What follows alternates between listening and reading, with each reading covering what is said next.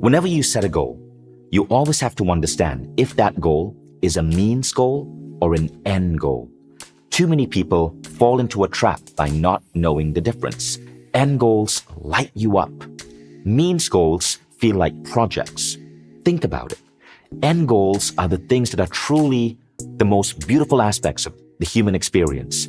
Cradling a newborn baby in your arm, waking up next to someone you truly love, making breakfast for your family on a Sunday morning, cuddling with a loved one, being able to hop on a bicycle and cycle with friends or family as you observe a sunset along the bay, travel the world and take beautiful pictures, experience fine dining with exotic food, live in a beautiful apartment that inspires you, be able to finish a project that you're doing, not for some money or some goal, but because you love the act of writing or painting or composing music or coding. All of these are end goals. But we don't set goals for these. We set means goals designed to move us along life based on a culturescape idea of how life should unfold. In confession, I used to work in the legal industry. So I had a lot of lawyer friends. I worked with a lot of lawyers. I had a lot of friends who were lawyers. And I always found it really interesting that people become lawyers. Here's why. If you're a lawyer in America or in Australia, there are studies that show that you have a 50% chance of clinical depression. 50%. Yet, every year, millions of people decide to go into law. Why? I don't think anyone decides, I want a job where I get to go to court, argue with people, and could potentially be depressed for half my life. Instead, they are seduced by the means goal. Becoming a lawyer or an engineer or a doctor or an entrepreneur is a means goal, not an end goal. Let me tell you why. I have a friend who graduated law from Harvard University. Very dear friend. We went to the University of Michigan together. He graduated from Harvard University, met his wife in Boston, moved into a beautiful penthouse apartment overlooking the city, and was really excited about when he finally was able to practice law. But soon he found that it wasn't what it was made out to be. He was working crazy long hours. He told me 120 hours in some weeks. And soon, within a span of 2 to 3 years, his marriage started unraveling. His partner, who was also a lawyer, was also working so hard they simply couldn't provide enough attention to each other. The marriage ended. He sank into a depression. He was making so much money, but he just wasn't fulfilled. He decided to quit. And when he quit, he decided to go and do something completely different. He decided to buy a bike and cycle across the United States, simply on a bike, living a minimalist lifestyle.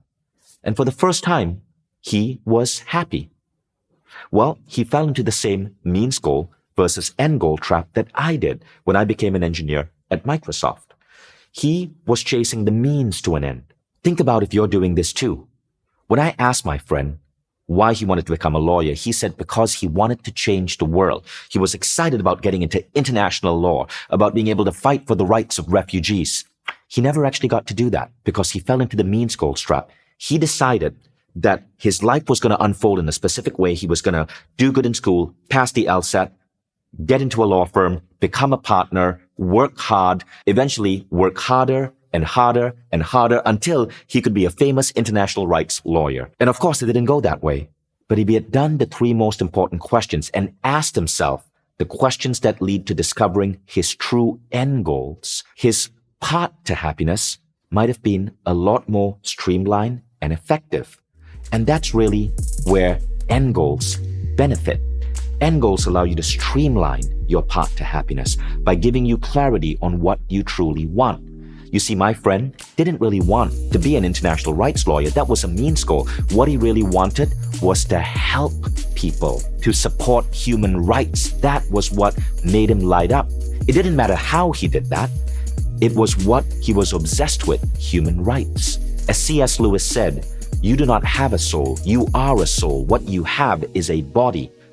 We forget that, and we fall into this trap to try to look at means goals as our dominant goal mechanism, the means to an end, when instead you should be focused and obsessed with the end, with a beautiful picture of the life you want to lead.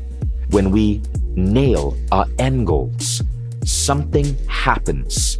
It's like our minds, our subconscious, our spiritual core figures out a way to shortcut our movement towards those end goals. This is why we should momentarily set aside the means goals and focus just on the end goals.